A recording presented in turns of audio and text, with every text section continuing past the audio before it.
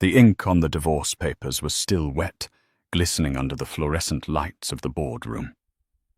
Richard Dalton sat back in his leather chair, a smirk playing on his lips, believing he had just pulled off the heist of the century. He wasn't just leaving his wife of 20 years. He was leaving her with nothing but the clothes on her back and a broken reputation. He watched her pick up the pen, her hand trembling, or so he thought. He expected tears. He expected begging. But when Catherine finally pressed the pen to the paper, the room didn't explode in sorrow. It exploded in shock. With a single elegant loop of her signature, the balance of power didn't just shift, it shattered.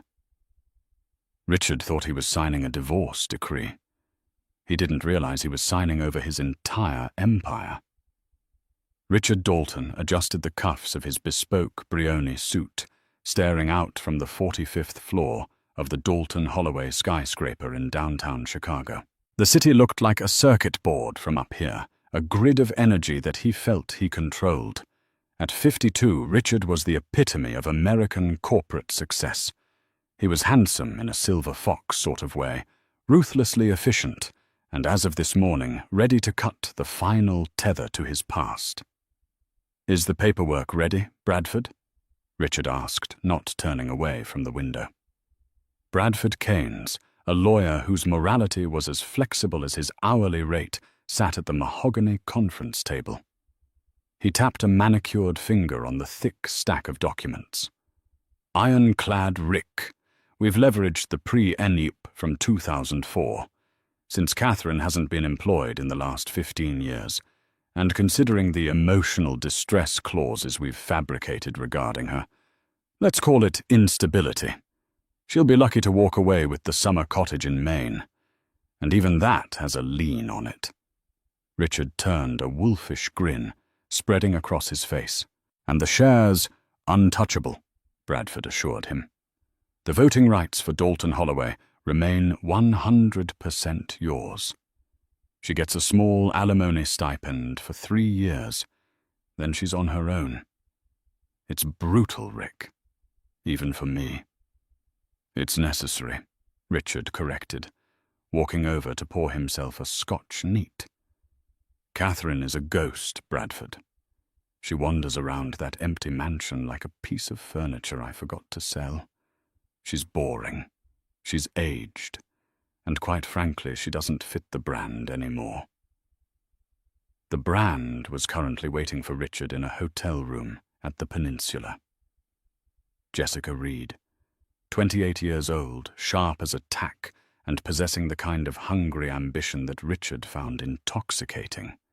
Jessica was his VP of communications, and for the last 2 years his mistress. She was the one who had convinced him that Catherine wasn't just a wife. She was an anchor dragging him down. "She's going to be blindsided," Bradford noted, closing the folder. "You know it's her 50th birthday next week, the gala." "I know." Richard took a sip of the scotch. "That's exactly when we serve her." Bradford paused. "At the gala. In front of the board. The donors, Rick, that's nuclear." "I want it public," Richard said, his voice dropping to a growl. "I want witnesses. I want her to be so humiliated, so broken, that she signs whatever we put in front of her, just to make the staring stop. If we do it in private, she'll fight. She'll get her father's old cronies involved. But if I break her publicly, she'll fold." It was a cruel calculation, but Richard Dalton hadn't become a billionaire by being kind. He had married Catherine Holloway 20 years ago, when she was the shy, soft-spoken daughter of the company's founder, old man Elias Holloway. Elias was dying, and he needed a shark to run the company and protect his little girl. Richard had played the part of the devoted protégé perfectly. He married Catherine, took the CEO spot when Elias died, and slowly, methodically erased the Holloway name from the letterhead, replacing it with his own. He thought he had erased Catherine too. He thought she was just a socialite who lunched gardened and looked the other way. He was wrong. 3 miles away, in the sprawling estate of Lake Forest, Catherine Dalton sat in her greenhouse. The air was thick with the scent of orchids and damp earth. She wasn't crying. She wasn't pacing. She was pruning a bonsai tree with the precision of a surgeon. "Ma'am." Catherine didn't flinch. She snipped a microscopic twig before turning to face her housekeeper, Mrs. Gable. "Yes, Martha. Mr. Dalton called. He said he won't be home for dinner. Again. Something about the Asian markets opening." Catherine smiled, but it didn't reach her eyes. It was a practiced expression, a mask she had perfected over 2 decades of high society dinners. "Of course. Thank you, Martha. Actually, could you call Emily? Tell her to meet me in the library in an hour. Use the burner phone." Martha's eyes widened slightly, but she nodded. She had been with the Holloway family since Catherine was a child. She knew the temperature of the house better than the thermostat did. She knew a storm was coming. An hour later, Emily Price entered the library. Emily wasn't a high-priced corporate shark like Bradford Keynes. She was a contract lawyer who specialized in estate law, a woman who wore tweed jackets and comfortable shoes. She had been Elias Holloway's personal attorney, and his father's before him. "He's moving, isn't he?" Emily asked, sitting in the wing-back chair, without waiting for an invitation. Catherine poured tea from a silver service. Her hands were steady. "He's liquidating assets in the Cayman accounts. He transferred the deed to the Aspen Lodge to a shell company yesterday, and Jessica Reed posted a photo on Instagram, wearing a ring that looks suspiciously like my grandmother's emerald captioned New Beginnings." Emily sighed, taking a file out of her briefcase. "The man is as subtle as a brick through a window. He thinks you're stupid, Cat." "He relies on it," Catherine said softly. She walked over to the bookshelf and pulled out a heavy leather-bound volume of Shakespeare. Behind it was a safe. She spun the dial, left, right, left. April 12th, 19. The day her father died. The safe clicked open. Inside wasn't jewelry or cash. It was a single yellowed document sealed in plastic. "Does he know this exists?" Emily asked, eyeing the document. "Richard." Catherine laughed, a dry, hollow sound. "Richard never reads the footnotes, Emily. He looks at the bottom line. He thinks he took over my father's company because he was the chosen heir. He forgets that my father was a paranoid genius who trusted no one. Not even me, initially." Catherine placed the document on the table. It was the original charter of the Holloway Trust, dated 3 days before her marriage, to Richard. "He's going to serve me at the gala," Catherine stated, her voice devoid of emotion. "He wants a show.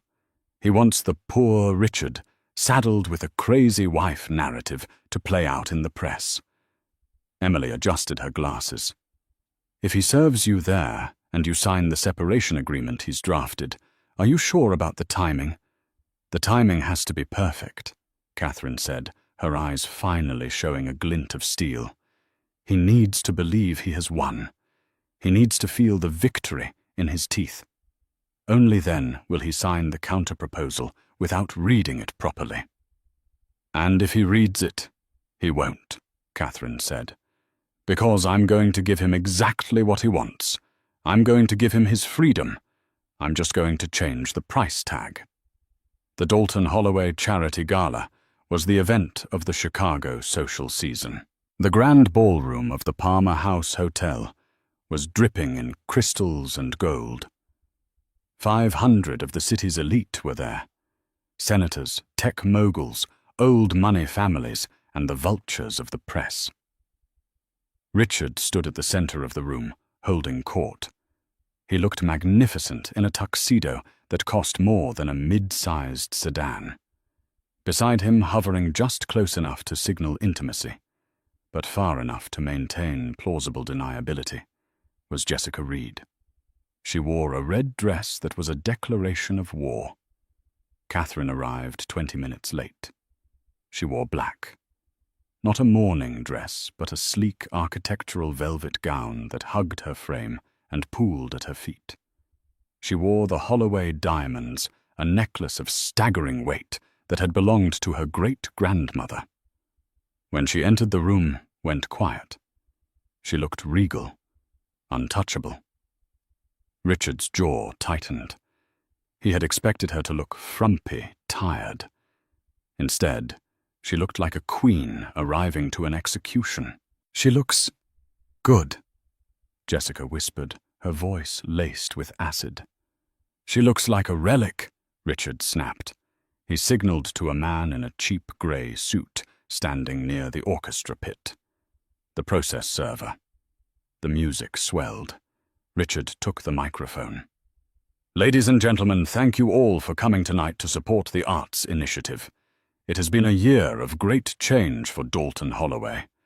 Innovation, growth, and looking toward the future." He made eye contact with Catherine, who was standing by the champagne tower. She raised her glass to him. "However," Richard continued, his voice taking on a somber, fake tone, "personal growth is also important. Sometimes paths diverge." This was the cue. The man in the grey suit walked across the dance floor. The crowd parted. The silence was deafening.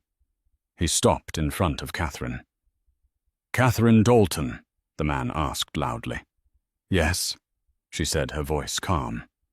"You are served." He thrust a thick envelope into her hands. Gasps rippled through the room.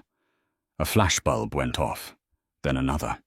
It was a firing squad of cameras. Richard watched from the stage, feigning a look of regret. There it is, he thought. The breakdown. But Catherine didn't break down. She looked at the envelope, then looked up at Richard. She didn't scream. She didn't throw a drink. She simply nodded, as if she had just been handed a dry cleaning receipt. She walked up the stairs to the stage, the crowd parting for her, like the Red Sea. Richard stiffened. This wasn't in the script. She was supposed to run away crying. Catherine reached the microphone. She placed the envelope on the podium. "Richard has a flair for the dramatic," she said into the mic, her voice smooth and amplified across the hall. "He always did love a captive audience." She turned to him, and for the first time Richard saw something in her eyes that scared him. It wasn't fear. It was pity. "I accept your terms, Richard," she said loud enough for everyone, including the press, to hear. "In fact, I anticipated them. My lawyer, Ms. Price, has the countersigned documents ready in the lobby. We can finish this tonight." She turned back to the crowd. "Enjoy the veal. It's excellent." And with that, she walked off the stage and out of the ballroom, leaving Richard standing there with a microphone in his hand, and a room full of people wondering who had actually just won the exchange. "What the hell was that?" Jessica hissed, grabbing Richard's arm as he stepped off the stage. "She's bluffing," Richard said, wiping sweat from his brow. "She's trying to save face. She said she accepts the terms. That's all that matters. Let's go to the boardroom. I want this done tonight before she changes her mind." The boardroom at the hotel was cold. Richard, Bradford, Jessica, Catherine, and Emily sat around the table. The festive sounds of the gala were muffled by the heavy doors. "Standard separation," Bradford said, sliding a new document across the table. "As served. You vacate the Lake Forest property within 30 days. You waive all rights to future earnings of Dalton Holloway. You retain your personal jewelry and the main cottage." Catherine didn't even look at the paper. She looked at Richard.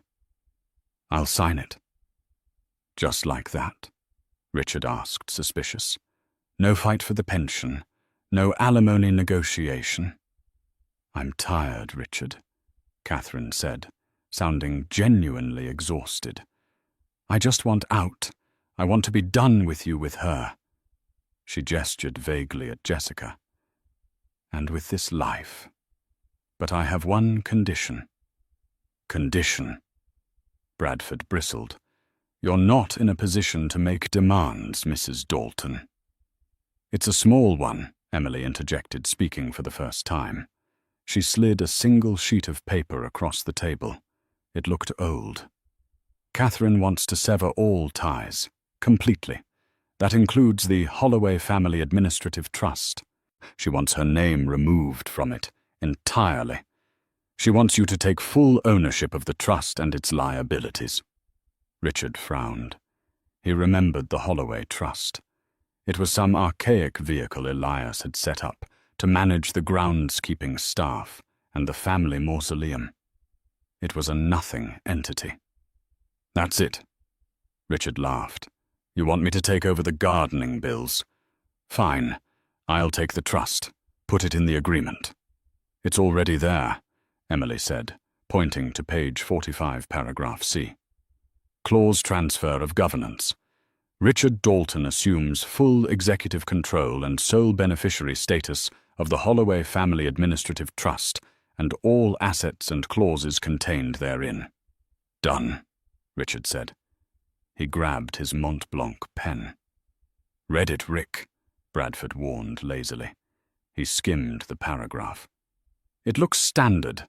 Just transferring a trust entity. No financial exposure listed." Richard looked at Catherine. She was staring at her hands. She looked defeated. "I've won," he thought. "She's handing me everything, even the scraps." He signed the divorce decree with a flourish. Then Catherine took the pen. She signed her name. Catherine Holloway. Not Dalton. As soon as the ink dried, the atmosphere in the room shifted. Catherine sat up straighter. The slump in her shoulders vanished. She closed her eyes for a second, took a deep breath, and opened them. They were clear, bright, and terrifyingly calm. "Thank you, Richard," she said. "You have 30 days to move out." Richard gloated, standing up and buttoning his jacket. "Jessica has already picked out a decorator." "Actually," Catherine said, remaining seated, "you have 30 minutes. Richard froze. "Excuse me." Emily Price opened the folder she had been guarding. She pulled out the yellowed document from the safe, the one Catherine had shown her in the greenhouse. "You just signed the transfer of governance for the Holloway Trust," Emily said, her voice sharp. "You assumed all clauses contained therein. Did you ever bother to read the original 1999 Charter of the Holloway Trust, Mr. Dalton?" "It's a gardening fund," Richard scoffed, though a cold knot was forming in his stomach. "No," Catherine said softly. "It's a holding company. My father didn't trust you, Richard. He knew you were ambitious. So he put the ownership of Dalton Holloway, the intellectual property, the real estate, the voting shares, and the patents inside the trust. Richard turned pale. "That's a lie. I own the shares. I have the certificates." "You have the Class B shares," Emily corrected. "Dividend-yielding, non-voting revocable. The Class A governance shares were always held by the trust." "And here is the kicker," Catherine said, standing up. She walked around the table, her heels clicking on the hardwood floor.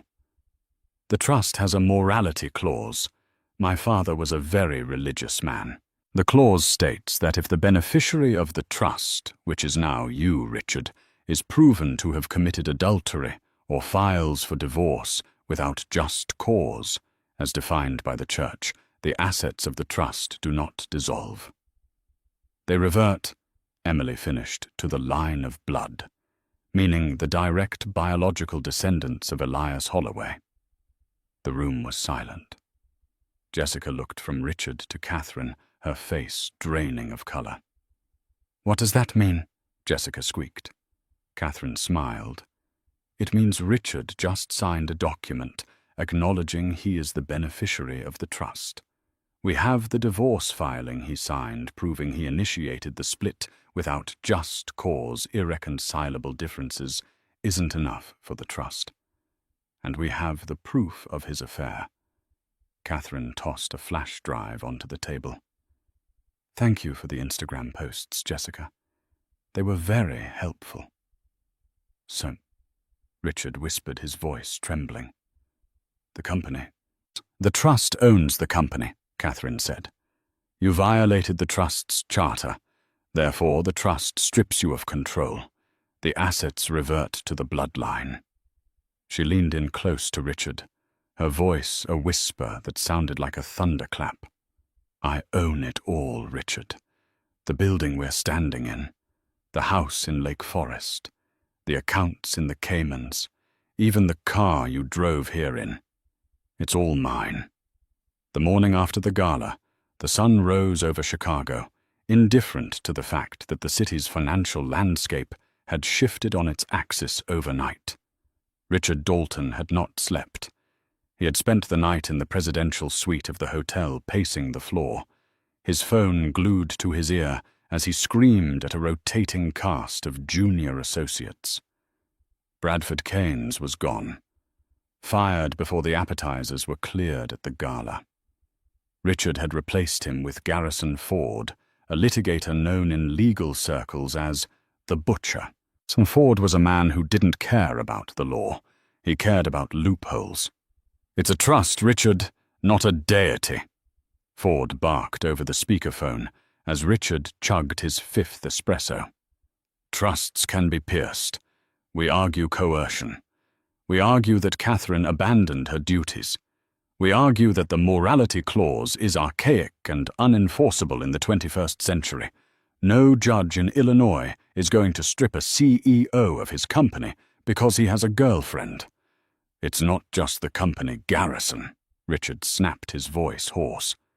It's everything. I tried to log into my primary checking account this morning. Access denied.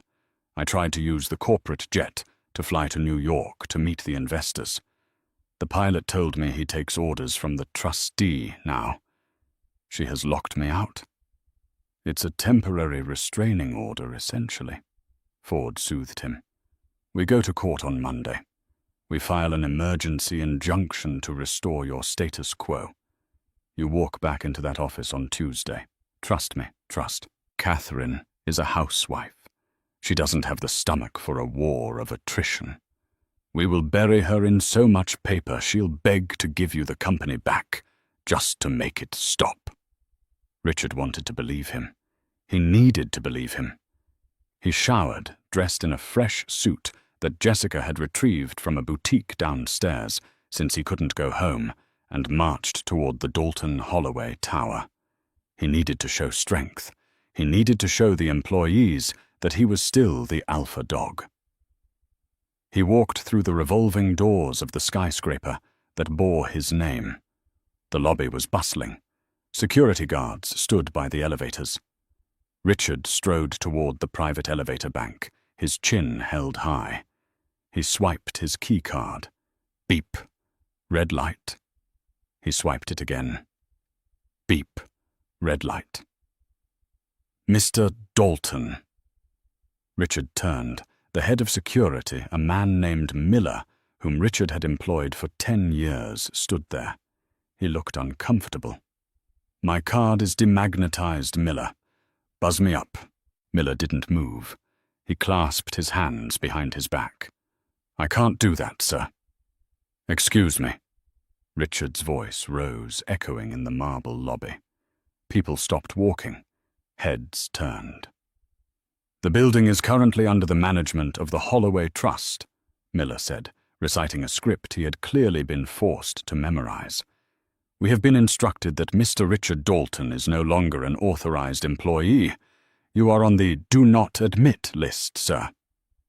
I own this building, Richard screamed, losing his composure. I built this company. I pay your salary. Actually, a calm voice cut through the noise. Catherine stepped out of the private elevator. She wasn't wearing the black velvet gown from the night before. She was wearing a cream-colored business suit, sharp and modern. Her hair was pulled back. She held a tablet in her hand. "The trust pays his salary, Richard," Catherine said, walking across the lobby. She stopped 5 feet from him. She didn't look angry. She looked busy. "And as of 8 a.m. this morning, I have been appointed as the interim trustee and acting CEO. You," Richard laughed, a manic, desperate sound. "You haven't worked a day in 20 years. You think you can run a Fortune 500 company. The board will eat you alive. The stock will tank." "The stock is up 4% since the market opened," Catherine said, glancing at her tablet. "Apparently the market reacts well to ethical restructuring.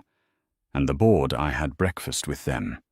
They were surprisingly receptive when I showed them the forensic accounting of your business trips with Ms. Reed charged to the company credit cards." Richard went pale. "Embezzlement is a nasty word, Richard," Catherine whispered, stepping closer, so only he could hear. "But misappropriation of funds sounds just as bad in a deposition." "You can't do this," Richard hissed. "I already did," Catherine replied. She turned to Miller. "Please escort Mr. Dalton off the premises. If he returns, call the police." "Yes, ma'am." Miller stepped forward, his hand resting on his taser. "Sir, please." Richard looked around. His employees, people he had terrorized and belittled for years, were watching. Some were recording on their phones. There was no sympathy in their eyes, only the morbid curiosity of watching a king fall. Richard turned and walked out the revolving door, spinning him back out onto the cold street. The emergency hearing, 3 days later, was supposed to be a formality, according to Garrison Ford. It turned into a spectacle. The courtroom was packed. The press had smelled blood in the water. The headline, "Billionaire Locked Out by Scorned Wife," was too good to pass up. Judge Henrietta Vance presided. She was a no-nonsense woman with a reputation for despising corporate arrogance. Garrison Ford stood up, buttoning his jacket. "Your Honor, this is a simple case of a vindictive spouse weaponizing an obsolete family trust to hold a public company hostage. My client, Richard Dalton, is the sole reason Dalton Holloway exists in its current form. To strip him of his assets based on a morality clause from the 1990s is not only absurd, it is unconstitutional." Ford was good. He was passionate. He painted Richard as the victim of an archaic, puritanical trap. Then it was Emily Price's turn. "Your Honor," Emily said, adjusting her glasses, "the defense argues that Mr. Dalton built the company. We do not deny his effort. We deny his ownership. The trust is clear. But we are not just here to enforce the morality clause. We are here to enforce the intellectual property assignment." Emily turned to the gallery. "Mr. Dalton believes that even if he loses the company, he can simply start over. He believes he owns the patents for the new eco-battery technology, that the company is about to launch a technology projected to be worth billions." Richard smirked from his table. He did think that. He had registered the patents under a personal LLC in Nevada, separate from Dalton Holloway. It was his golden parachute. However, Emily continued picking up a document. "I would like to enter into evidence Exhibit G, the Executive Employment Agreement signed by Richard Dalton 20 years ago." Ford jumped up. "Objection relevance." "Overruled," Judge Vance said. "Proceed." "When Richard Dalton married Catherine Holloway and took over the company," Emily explained, "he signed a contract to become the caretaker of the Holloway legacy. Clause 14, subsection D." Emily projected the document onto the courtroom screens. "Any and all ideas, inventions, patents, or business ventures created, conceived, or developed by the executive during the tenure of his marriage to Catherine Holloway shall be considered work for hire and shall remain the sole inalienable property of the Holloway Trust. Gasps erupted in the courtroom. It wasn't a polite murmur. It was a collective intake of breath that sucked the air out of the room. Richard froze. He stared at the screen. He remembered signing that. He had been 29, hungry, and in love, or at least in love with the idea of being rich. He had signed it without thinking, believing he would never divorce Catherine, or that he would eventually bully her into changing it. "This means," Emily said, her voice ringing with finality, "that the eco-battery patents in Nevada, they don't belong to Richard. They belong to Catherine. The shell companies he set up, they belong to Catherine. Every single idea he has had for the last 20 years belongs to the woman he just tried to discard." Richard looked at Garrison Ford. Is that legal?" Ford looked sick. "It's standard in high-level executive contracts, Rick, but usually they negotiate it out after 10 years. Did you never renegotiate your initial contract?" Richard hadn't. He had been too arrogant, assuming his status as CEO superseded the paper he signed as a junior executive. "Furthermore," Emily said, driving the final nail in the coffin, "since Mr. Dalton transferred those patents to a personal LLC, he has effectively stolen property from the trust. That is criminal fraud." The judge looked at Richard over her spectacles. The look was withering. "Mr. Ford," Judge Vance said, "I suggest you take a recess and explain to your client that he is dangerously close to being referred to the district attorney's office. The trust stands. The assets revert. Mrs. Dalton, excuse me, Mrs. Holloway retains full ownership." The recess was a bloodbath. Richard and Ford retreated to a small consultation room. The air conditioner hummed, but Richard was sweating through his shirt. "We settle," Ford said, loosening his tie. "Right now. You give up the fight for the company. You give up the patents. We beg for a cash settlement so you don't go to jail for fraud." "I have nothing," Richard whispered, staring at the wall. 20 years. I have nothing." "You have your freedom," Ford said dryly. "And you have Jessica. Maybe she can support you for a while." Richard looked up. "Where is Jessica?" She had been in the courtroom gallery sitting behind him, but when they walked out, she hadn't followed them into the consultation room. Richard grabbed his phone. He dialed her number. Straight to voicemail. He opened his text messages. There was one new message from Jessica. Sent 10:45 a.m. "Rick, I just spoke to my lawyer. Given the fraud allegations regarding the patents, I can't be associated with you. It would kill my career in PR. I'm flying to LA. Don't contact me. I'm sorry. Jay." Richard stared at the phone. He laughed. It was a broken, jagged sound. The woman he had destroyed his marriage for, the woman he had risked his empon for, had fled the moment the check bounced. The door to the consultation room opened. It wasn't Ford returning. It was Catherine. She entered alone. She closed the door and locked it. Richard looked at her. He expected her to gloat. He expected her to scream. Instead, she sat down opposite him.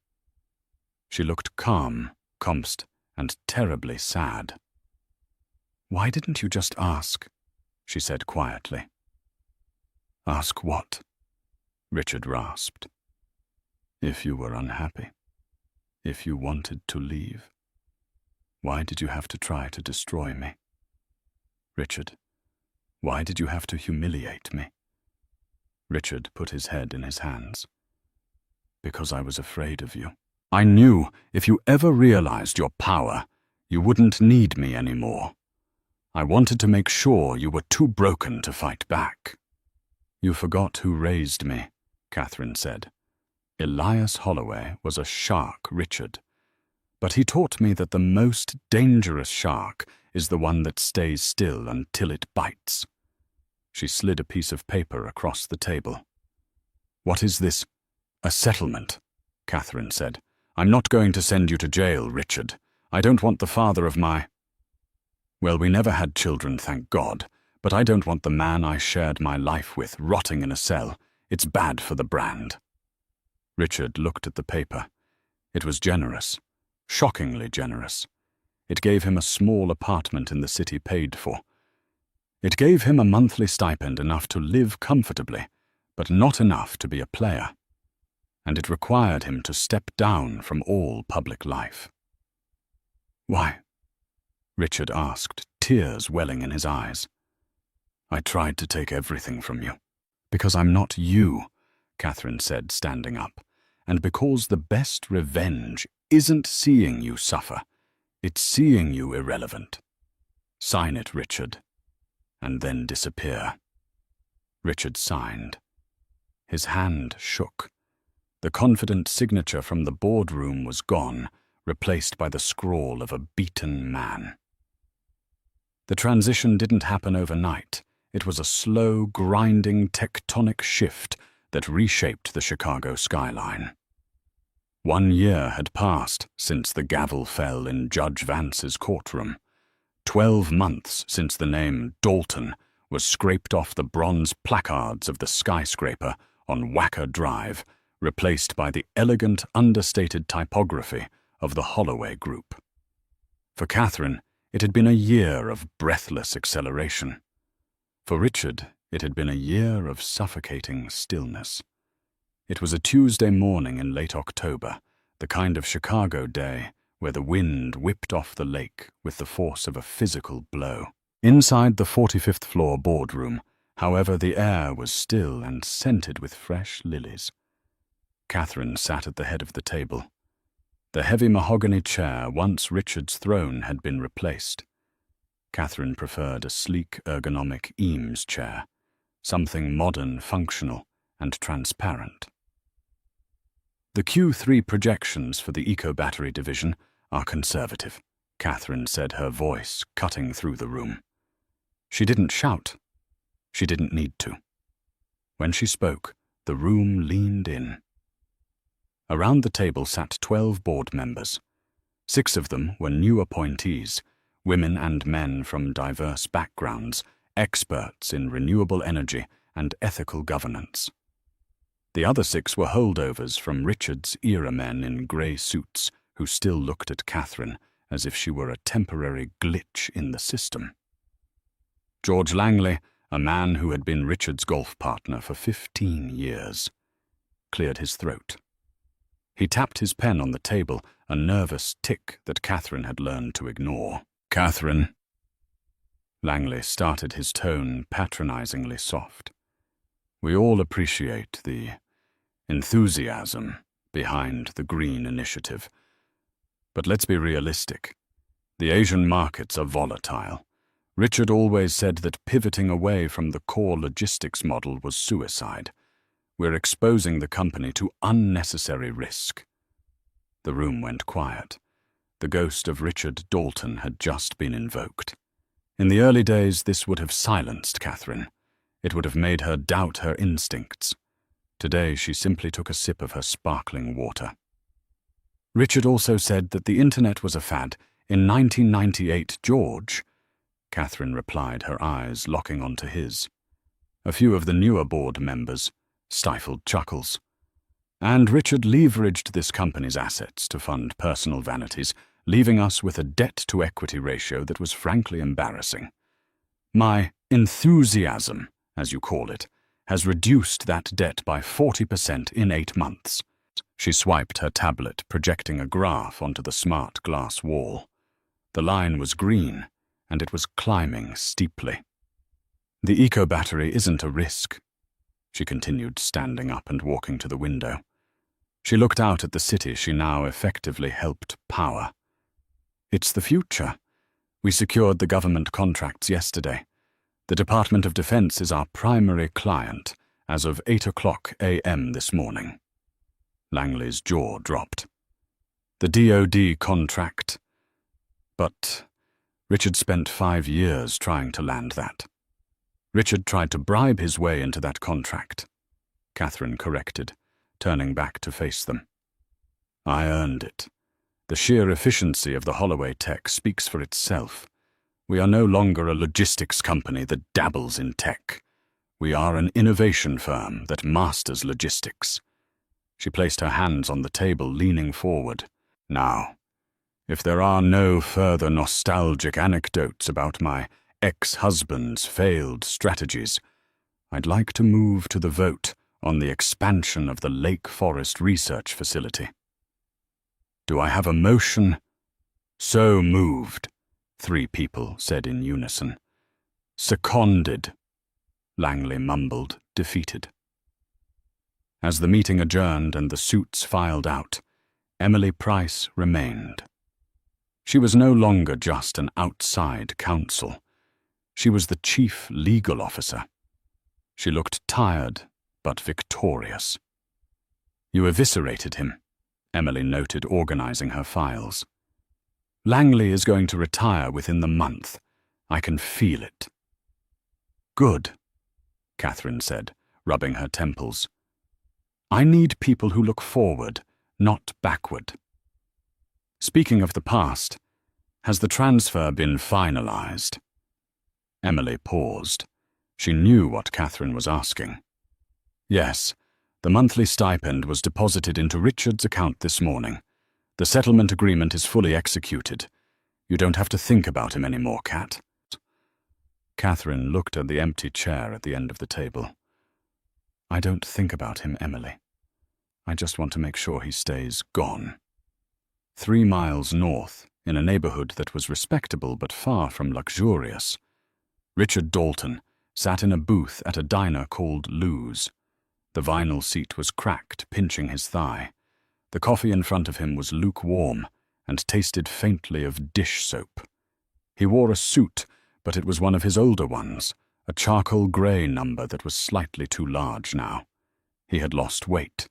Stress had carved hollows into his cheeks, and his once immaculate silver hair was thinning, lacking the expensive salon treatments he used to receive bi-weekly. He checked his phone. No notifications. A year ago, his phone would have been buzzing incessantly. Calls from brokers, texts from Jessica, emails from senators.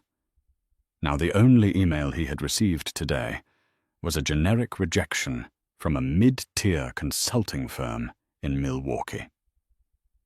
Dear Mr.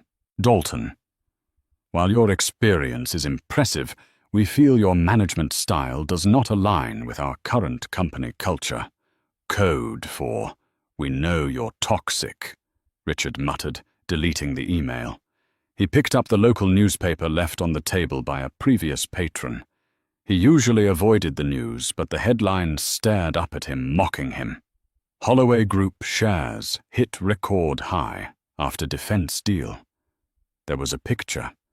It was Catherine.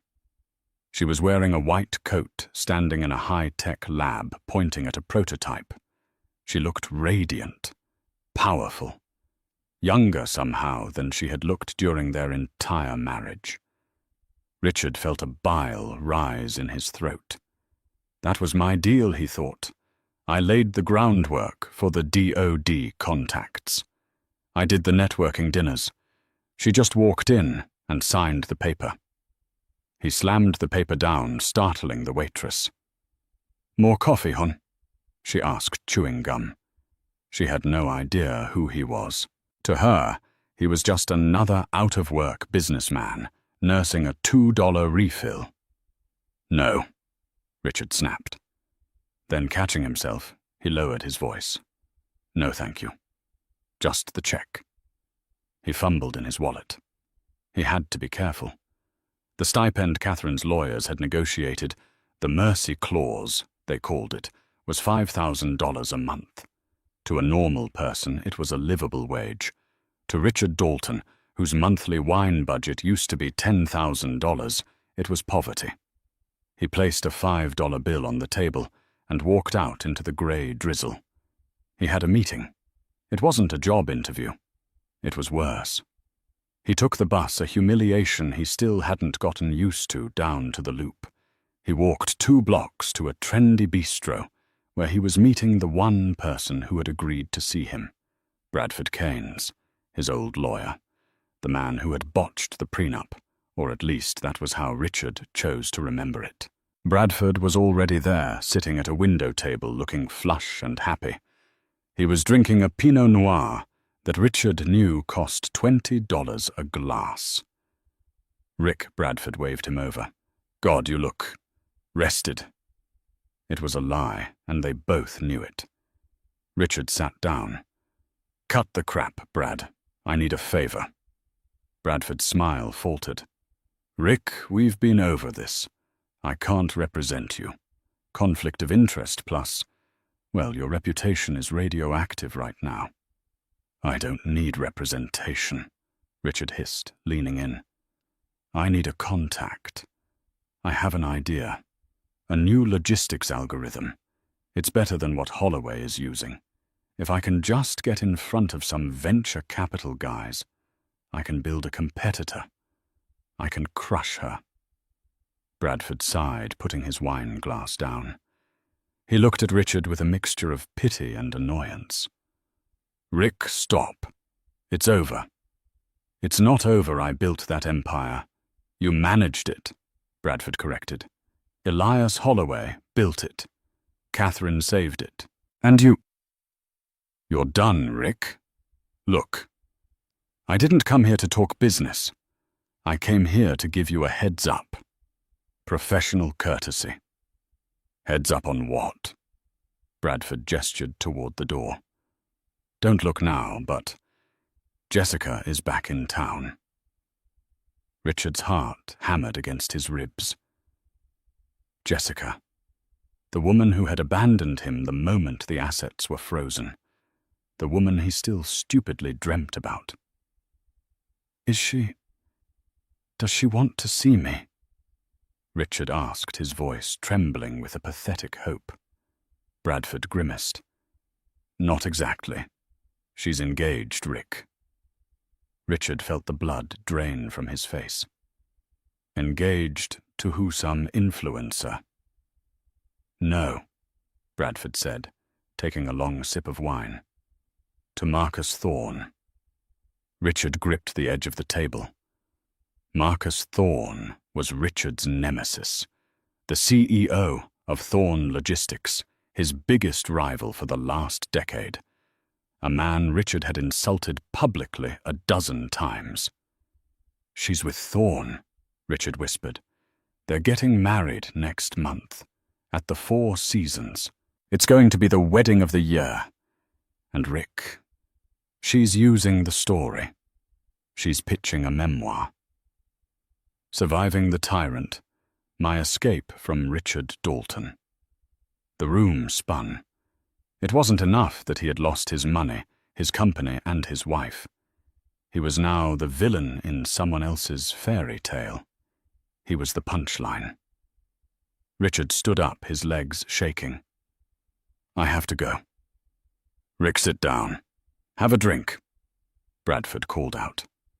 But Richard was already pushing through the door, stumbling back out into the cold, wet reality of a city that no longer cared if he lived or died.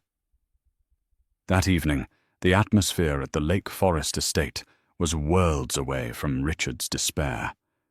The estate which Richard had always found drafty and depressing was alive with light. Lanterns hung from the ancient oak trees. A string quartet played Debussy on the patio. It was the New Leaf Gala, a fundraiser for urban gardens that Catherine had founded. Catherine moved through the crowd in a dress of emerald green silk, a subtle nod to the color of money, or perhaps just life. She wore the Holloway diamonds, but she wore them differently now, not as heavy shackles of tradition, but as armor. Catherine, darling. She turned to see Emily Price approaching with a glass of champagne. Next to her was the mayor of Chicago. "Mr. Mayor," Catherine smiled, shaking his hand. "I hope you're enjoying the evening." "It's spectacular, Ms. Holloway," the mayor said. "And I must say the city is grateful for the job creation your new facility is promising. 500 jobs. 600, Catherine corrected gently. And full benefits. We believe that a secure workforce is a productive one." "Remarkable," the mayor beamed. "If only more CEOs thought like you." As the mayor drifted off to mingle, Emily clinked her glass against Catherine's. "You're a natural. You know Richard used to sweat through his shirts at these things. You haven't even checked your makeup." "I have nothing to hide, Emily," Catherine said, looking out over the garden. "Richard was always performing. He was always terrified someone would see the imposter underneath. I'm just me." She walked away from the party for a moment, drawn to the greenhouse. This was her sanctuary, the place where she had pruned her bonsai trees while her marriage disintegrated. She entered the glass structure. The air was warm and humid, smelling of earth and orchids. On the central table sat the bonsai she had been trimming the day she decided to destroy Richard. It was a juniper, twisted and gnarled, but strong. It had grown. Its leaves were a vibrant, healthy green. "You look happy." Catherine didn't jump. She turned slowly. Standing in the doorway of the greenhouse was not Richard. He wouldn't dare step foot on the property, but her reflection in the glass, and behind it, the silhouette of a man she hadn't seen in years. It was Julianne, her college sweetheart. The man she had left because her father insisted she marry a shark like Richard to protect the company. Julianne was now a professor of botany at the University of Chicago. "Julianne," Catherine smiled, a genuine, soft smile that reached her eyes. "You came." "I got an invitation," he said, stepping into the light. He looked older, wore tweed and had kind eyes. "I assumed it was a mistake." "No mistake," Catherine said. "I'm looking for a consultant for the new rooftop garden projects. I need someone who understands roots." Julianne laughed, a warm sound. "I think I can help with that." They stood there for a moment, the silence comfortable, not heavy. It was the first time in 20 years Catherine felt the possibility of a future that wasn't dictated by duty or defense. The night ended, as all nights do, but the feeling of triumph lingered. At 11 p.m., Catherine sat in the back of her town car. Her driver, a stoic man named Thomas, was navigating the slick streets back toward the city penthouse where she stayed during the work week. The rain had intensified. It blurred the neon lights of Chicago into streaks of color. As the car idled at a red light on Michigan Avenue, Catherine looked out the window. The street was empty, save for a few stragglers running for cover. And then she saw him. He was standing under the awning of a closed department store. He was holding a broken umbrella, struggling to get it open against the wind. A gust blew his hat off, sending it tumbling into a puddle. He chased after it, his movements stiff and desperate. When he bent down to pick it up, the light from a passing bus illuminated his face. It was Richard. He looked soaked, pathetic. He wiped the muddy hat on his coat, looked around to see if anyone had witnessed his indignity, and then placed it back on his head. He looked older than his 53 years. He looked like a man whose soul had been repossessed.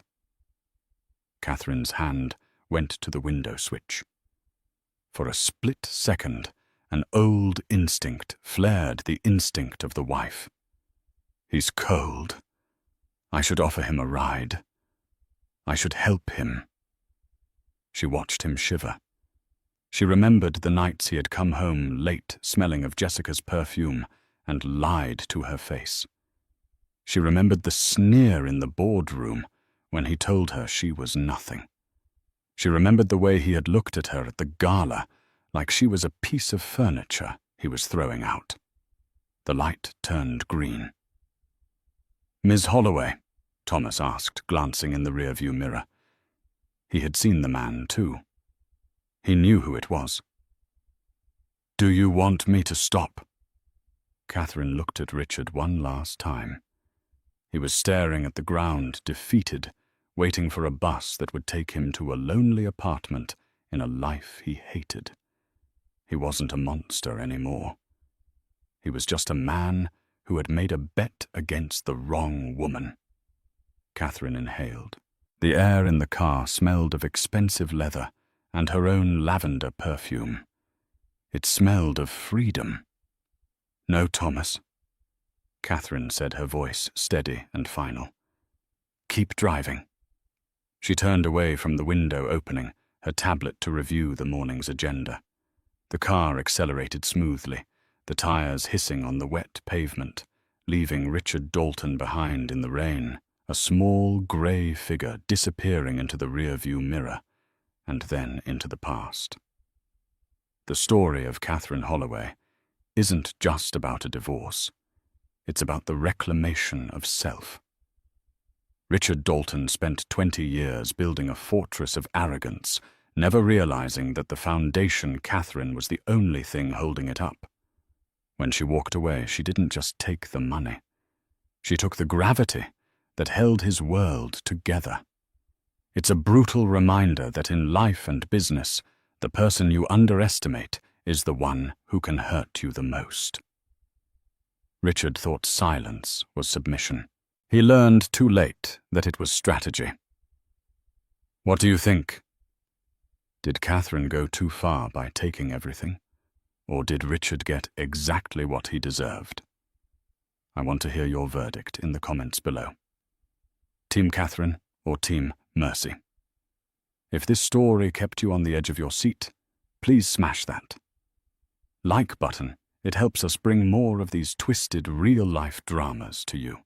And make sure you subscribe and turn on notifications.